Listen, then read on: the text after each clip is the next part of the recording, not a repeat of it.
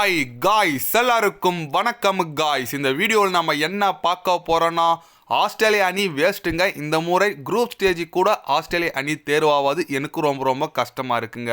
எனக்கு என்னமோ தோணுது, இந்த முறையும் T20 வேர்ல்டு கப் இந்திய அணி தாங்க வெல்லும். ஜிம்பாப்வே அணிக்கு நான் வாழ்த்துக்கள் தெரிவிச்சுக்கிறேங்க அப்படின்னு சொல்லிட்டு, நேற்று ஜிம்பாப்வே அணி எதிராக ஆஸ்திரேலியா பார்த்தீங்கன்னா படும் தோல்வி அடைஞ்சிருக்காங்க. அதுவும் இந்த வேர்ல்டு கப்பில் T20 வேர்ல்டு கப்பில்.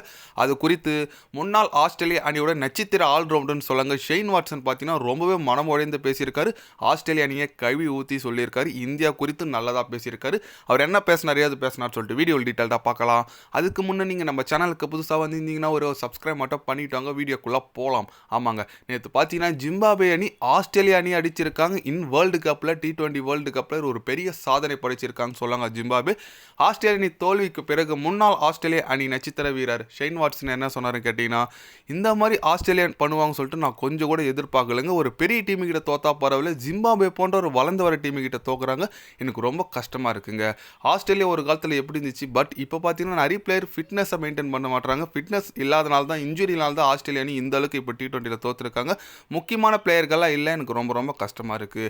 எனக்கு என்னமோ இந்த முறை ஆஸ்திரேலியா அணி கோப்பை வெல்லுன்னு சொல்லிட்டு எனக்கு நம்பிக்கை இல்லைங்க. எனக்கு இப்போதைக்கு நம்பிக்கை இருக்குது இந்தியா தாங்க. நான் இந்தியா ஆஸ்திரேலியா ஃபைனல் போகும்னு நினச்சேன். இந்த தோல்விக்கு அப்புறம் எனக்கு அதை சொல்ல விரும்பலை.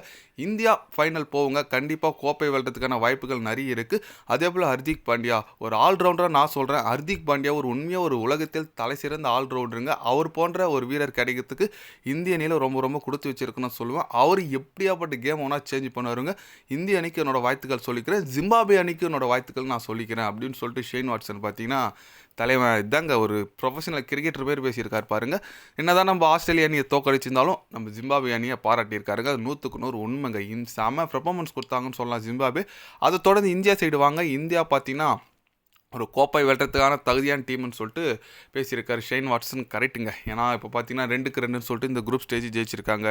நாளைக்கு பாகிஸ்தானை எதிர்கொள்கிறாங்க. கண்டிப்பாக பாகிஸ்தான் இந்தியா மேட்ச்னா ரொம்ப ஒரு எதிர்பார்ப்பு இருக்குது. பார்க்கலாங்க நாளைக்கு என்ன மாதிரி பெர்ஃபார்மன்ஸ் ரெண்டு டீமும் கொடுக்குறாங்கன்னு சொல்லிட்டு. ஒரு பக்கம் மேட்ச் இருந்தாலும் ஒரு பக்கம் மழை வேறு வரதுக்கான வாய்ப்புகள் இருக்கிறதா சொல்லியிருக்காங்க. இந்த 6 மணிலேருந்து 8 மணி வரைக்கும் கனமழை, இடியுடன் கனமழை பெய்யறதுக்கான வாய்ப்புகள் இருக்கிறதாகவும் சொல்லியிருக்காங்க. அதனால் மேட்ச் நடக்குமான்னு சொல்லிட்டு ஒரு கேள்விக்குறியே போயிட்டுருக்கு.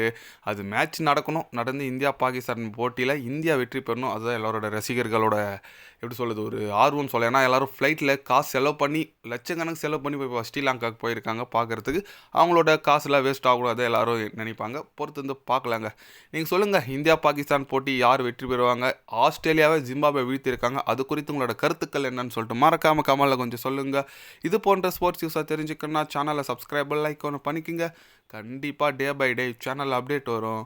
மறக்காமல் சப்ஸ்கிரைப் மட்டும் கொஞ்சம் பண்ணி வச்சுக்கோங்க. நன்றி, வணக்கம்.